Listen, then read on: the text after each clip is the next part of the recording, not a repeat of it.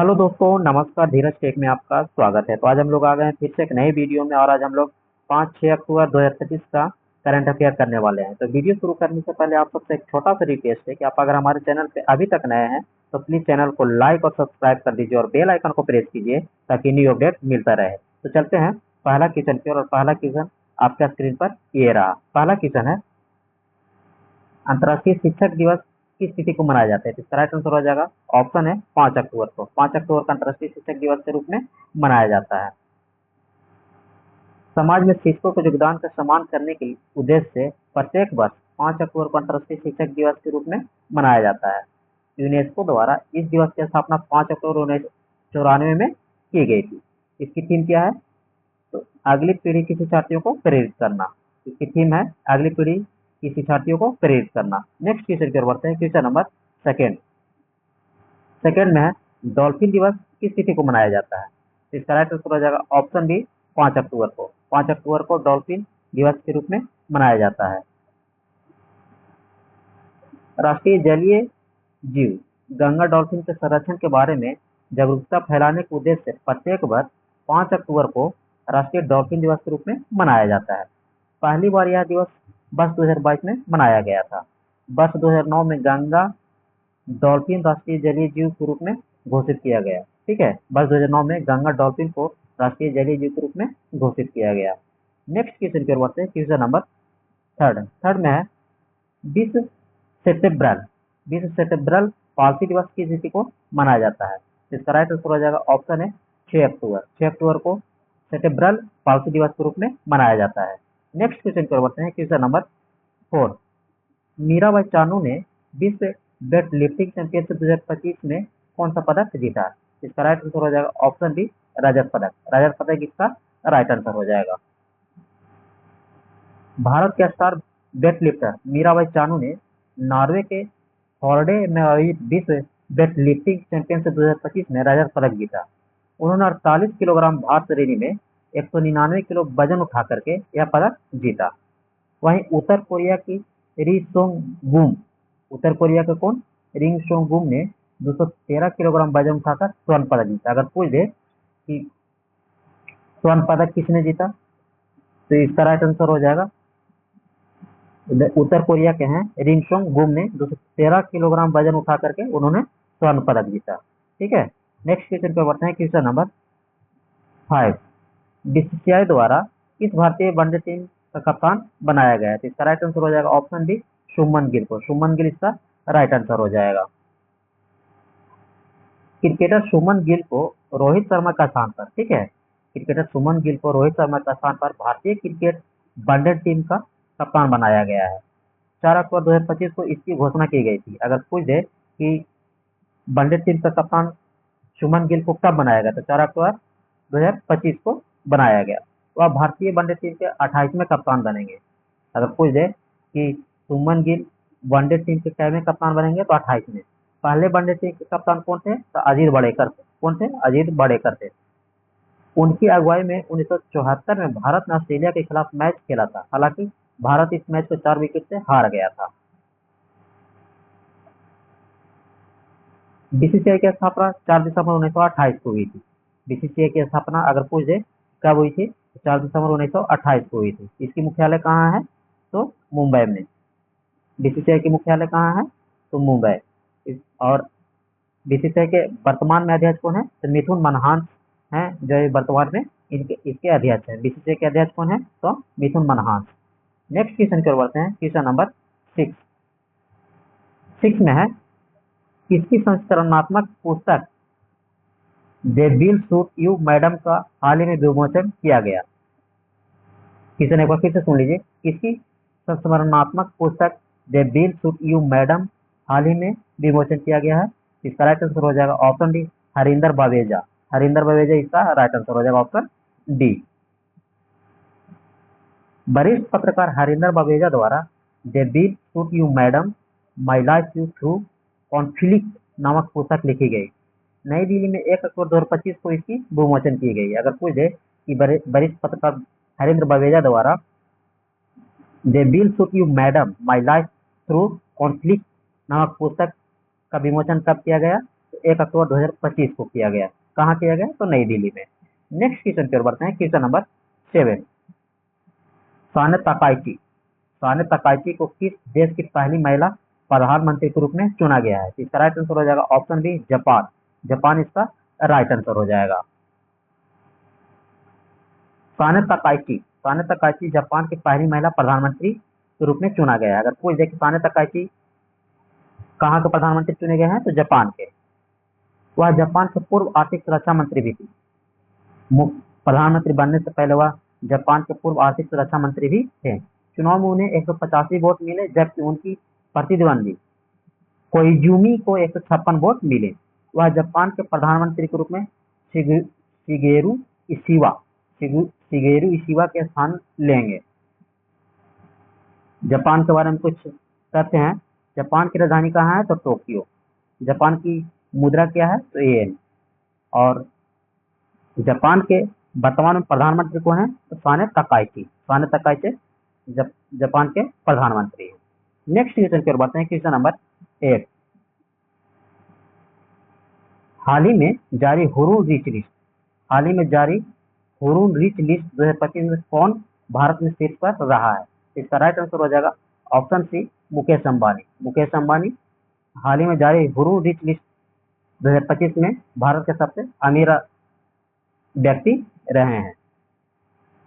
Next इसमें है जारी हुरून रिच लिस्ट 2025 में मुकेश अंबानी और उनका परिवार 9.55 लाख करोड़ की संपत्ति के साथ शीर्ष पर रहा है। वहीं 8.15 लाख करोड़ की संपत्ति के साथ गौतम अडानी दूसरे स्थान पर रहा है। वहीं रोशनी नादर मल्होत्रा और उनका परिवार 2.84 लाख करोड़ की संपत्ति के साथ तीसरे स्थान पर रहे हैं। अगर पूछ दे कि हुरून रिच लिस्ट 2025 में मुकेश अंबानी का स्थान कौन सा है, तो पहला है। वो कितने लाख करोड़ संपत्ति के साथ शीर्ष पर है? तो 9.55 लाख करोड़ संपत्ति के साथ वो शीर्ष पर है। सेकंड पे कौन है? तो गौतम अडानी। कितने लाख करोड़ संपत्ति के साथ? तो 8.15 लाख करोड़ संपत्ति के साथ वे दूसरा स्थान पर। और तीसरे कौन है? रोशनी नादर मल्होत्रा और उनके परिवार 2.84 लाख करोड़। नेक्स्ट क्वेश्चन की ओर बढ़ते हैं, क्वेश्चन नंबर 9। आपकी पूंजी आपका अधिकार नामक अभियान की शुरुआत हाल ही में किसके द्वारा की गई है? क्वेश्चन एक बार फिर सुन लीजिए। आपकी पूंजी आपका अधिकार नामक अभियान की शुरुआत हाल ही में किसके द्वारा की गई है? तो इसका राइट आंसर हो जाएगा ऑप्शन सी निर्मला सीतारमण द्वारा। निर्मला सीतारमण द्वारा की गई है। इसका राइट आंसर हो जाएगा ऑप्शन सी निर्मला सीतारमण। वित्त मंत्री निर्मला सीतारमण द्वारा 4 अक्टूबर 2025 को गांधीनगर से आपकी पूंजी आपका अधिकार नामक अभियान की शुरुआत की गई है। यह एक जन जागरूकता अभियान है। क्या है ये? एक जन जागरूकता अभियान है। इसे वित्त मंत्रालय का फाइनेंशियल सर्विस डिपार्टमेंट चला रहा है। इस कैंपेन के जरिए लोगों को अनक्लेम्ड संपत्तियों को वापस दिलाने में मदद की जाएगी। यह अभियान 3 माह तक चलेगा। यह अभियान कब तक चलेगा? तो 3 माह तक चलेगा। नेक्स्ट क्वेश्चन की ओर बढ़ते हैं, क्वेश्चन नंबर 10। चक्रवात शक्ति, चक्रवात शक्ति गुजरात के तट के करीब आया है। इसका नाम किस देश द्वारा रखा गया है?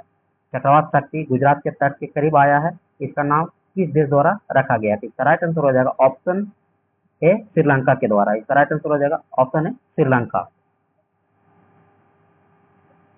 अरब सागर से उठा चक्रवात शक्ति गुजरात आ चुका है। इसके कारण गुजरात मुंबई में भारी बारिश की चेतावनी जारी की गई है। इसे श्रीलंका द्वारा चक्रवात शक्ति नाम दिया गया है। ठीक है, चक्रवात शक्ति किसके द्वारा दिया गया है नाम? तो श्रीलंका के द्वारा। इसकी गति 100 किलोमीटर प्रति घंटा बताई जा रही है। और अगर कोई देखिए श्रीलंका की राजधानी कहाँ है, विधायी राजधानी कहाँ है, तो श्री जयवर्धनेपुरा कोटे। अगर कोई देख कि विधायी राजधानी श्रीलंका का कहाँ है, तो श्री जयवर्धनेपुरा कोटे। और कार्यकारी और न्यायिक राजधानी कहाँ है, तो कोलंबो।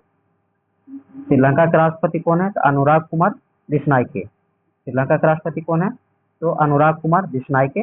और प्रधानमंत्री कौन है, हरिनी अमरसूरिया। प्रधानमंत्री कौन है, हरिनी अमरसूरिया श्रीलंका का प्रधानमंत्री। और मुद्रा क्या है श्रीलंका का, तो श्रीलंकाई रुपया। श्रीलंकाई रुपया यहाँ का मुद्रा है। नेक्स्ट क्वेश्चन की ओर बढ़ते हैं, क्वेश्चन नंबर 11 में है अंतर्राष्ट्रीय प्रकृति संरक्षण संघ। ठीक है, क्वेश्चन एक बार फिर से सुन लीजिए। अंतर्राष्ट्रीय प्राकृतिक संरक्षण संघ यूसीएन का संरक्षण सम्मेलन हाल ही में कहाँ आयोजित की जाएगी? इसका राइट आंसर हो जाएगा ऑप्शन है दुबई। दुबई इसका राइट आंसर हो जाएगा। संयुक्त अरब अमीरात आबू धाबी में 9 से 15 अक्टूबर 2025 के दौरान अंतर्राष्ट्रीय प्राकृतिक संरक्षण संघ यूसीएन का संरक्षण सम्मेलन आयोजन किया जाएगा। संयुक्त अरब अमीरात के बारे में कुछ जानकारी है जो एग्जाम के नजरिए से काफी महत्वपूर्ण है, तो उसको भी हम लोग लेकर के चले हैं पॉइंट बाय पॉइंट करके। तो अगर कोई देखे संयुक्त अरब अमीरात के राजधानी कहाँ है, तो अबू धाबी। संयुक्त अरब अमीरात की राजधानी कहाँ है, अबू धाबी। मुद्रा क्या है, दिरहम। मुद्रा क्या है, तो दिरहम। और संयुक्त अरब अमीरात के राष्ट्रपति कौन है, तो मोहम्मद बिन जायद अल नाहयान। मोहम्मद बिन जायद अल नाहयान। नेक्स्ट क्वेश्चन पर बढ़ते हैं, क्वेश्चन नंबर 12। बनी महोत्सव का आयोजन हाल ही में किस राज्य में किया गया है? अगर पूछ दे कि बनी महोत्सव का आयोजन हाल ही में किस राज्य में किया गया है, तो इसका राइट आंसर हो जाएगा ऑप्शन डी आंध्र प्रदेश। आंध्र प्रदेश का राइट आंसर हो जाएगा। आंध्र प्रदेश के कुर्नूल जिले के देवरगट्टू, ठीक है, आंध्र प्रदेश के कुर्नूल जिले के देवरगट्टू में हर साल दशहरा के दिन बनी महोत्सव का आयोजन किया जाता है। इसका आयोजन श्री माला मलेश्वरा स्वामी मंदिर में किया जाता है। अगर पूछ दे कि आंध्र प्रदेश में जो एक आयोजन है बनी महोत्सव किस मंदिर में किया जाता है, तो श्री माला मलेश्वरा स्वामी मंदिर में किया जाता है। आंध्र प्रदेश की राजधानी अगर पूछ दे कहाँ है, अगर प्रस्तावित राजधानी पूछेगा तो अमरावती, और यहाँ के राज्यपाल पूछेंगे तो एस अब्दुल नजीर हैं, और मुख्यमंत्री कौन है, एन चंद्रबाबू नायडू। और लोकसभा सीटों की संख्या कितनी है, तो 25। आंध्र प्रदेश की लोकसभा की सीटें कितनी है, तो 25, और राज्यसभा सीटों की संख्या 11, विधानसभा सीटें 175, और विधान परिषद की सीटें कितनी है, तो 58। ठीक है, तो नेक्स्ट क्वेश्चन पे बढ़ते हैं, क्वेश्चन नंबर 13। बिंग ऑफ वालोर बिंग्स ऑफ वालोर नामक पुस्तक हाल ही में किसके द्वारा लिखी गई है? बिंग्स ऑफ वालोर नामक पुस्तक हाल ही में किसके द्वारा लिखी गई है? तो इसका राइट आंसर हो जाएगा शिवनील पांडे। शिवनील पांडे इसका राइट आंसर हो जाएगा ऑप्शन ए। शिवनील पांडे द्वारा बिंग्स ऑफ वालोर नामक पुस्तक लिखी गई है। इसका विमोचन वायुसेना अध्यक्ष air chief marshal AP Singh द्वारा किया गया है। इस पुस्तक में भारतीय वायुसेना के साहसिक अभियानों की सच्चाई की कहानियां बताई गई है। अगर पूछ दे कि विंग्स ऑफ वालोर नामक पुस्तक के लेखक कौन है, तो शिवनील पांडे हैं जो विंग्स ऑफ वालोर नामक पुस्तक का लेखक है। नेक्स्ट क्वेश्चन की ओर बढ़ते हैं, क्वेश्चन नंबर 14। गोपीनाथ अश्वैन का हाल ही में देहांत हो गया, उन्हें किस वर्ष पद्मश्री सम्मान से सम्मानित किया गया था? तो इसका राइट आंसर हो जाएगा ऑप्शन डी 2024 ईस्वी में। 2024 में गोपीनाथ अश्वैन को पद्मश्री पुरस्कार से सम्मानित किया गया था। प्रसिद्ध लोक कलाकार गोपीनाथ स्वैन का 2 अक्टूबर 2025 को 107 वर्ष की उम्र में देहांत हो गया। वह उड़ीसा के लोकप्रिय लोक नृत्य कृष्ण लीला के प्रसिद्ध गायक थे। उन्हें वर्ष 2024 में पद्मश्री सम्मान से और वर्ष 2023 में संगीत नाटक अकादमी पुरस्कार से सम्मानित किया गया था। तो गोपीनाथ स्वैन के बारे में कुछ महत्वपूर्ण जानकारी थी जिसको हम लोगों ने अभी देखा। उसके बाद हम लोग चलते हैं नेक्स्ट क्वेश्चन की ओर, जो आपके लिए प्रश्न है। तो आप इसका उत्तर क्या होगा, इस प्रश्न का आप लोग कमेंट करके जरूर बताइए। और प्रश्न मैं एक बार पढ़ दे रहा हूँ। इसमें है, हाल ही में जारी आर्थिक स्वतंत्रता सूचकांक में 2025 हाल ही में जारी आर्थिक स्वतंत्रता सूचकांक 2025 में भारत का कौन सा स्थान रहा है? तो आप लोग कमेंट करके बताइए इसका राइट आंसर क्या है। और आप हमारे चैनल पे अभी तक नए हैं तो प्लीज चैनल को लाइक और सब्सक्राइब कर दीजिए ताकि न्यू अपडेट आप तक पहुंचता रहे। तो आज का क्लास समाप्त हुआ, फिर मिलते हैं नेक्स्ट वीडियो में। तब तक के लिए थैंक यू, बाय बाय।